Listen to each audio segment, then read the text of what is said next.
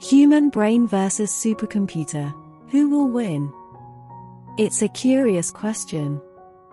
Since the birth of the first computers, there has been a direct comparison between calculating machines and the human brain. One popular comment in the brain versus computer argument is that brains are analog, computers are digital.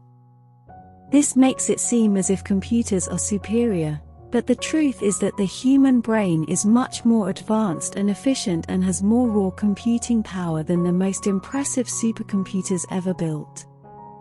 At the time of this writing, the fastest supercomputer is Qianhe-2 in Guangzhou, China, with a maximum processing speed of 54.902 petaFLOPS.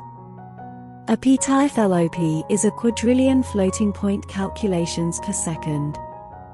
That's a huge amount of calculation, yet that doesn't even come close to the processing speed of the human brain.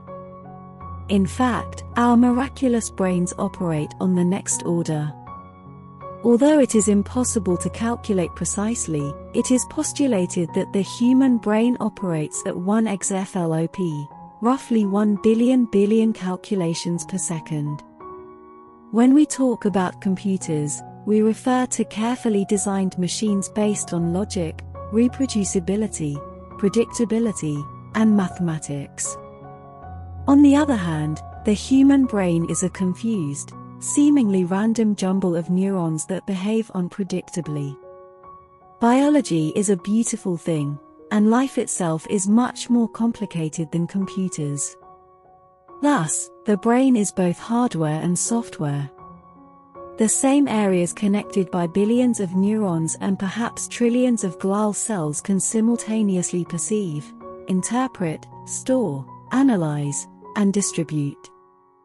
By their very definition and construction, computers have some parts for processing and others for memory.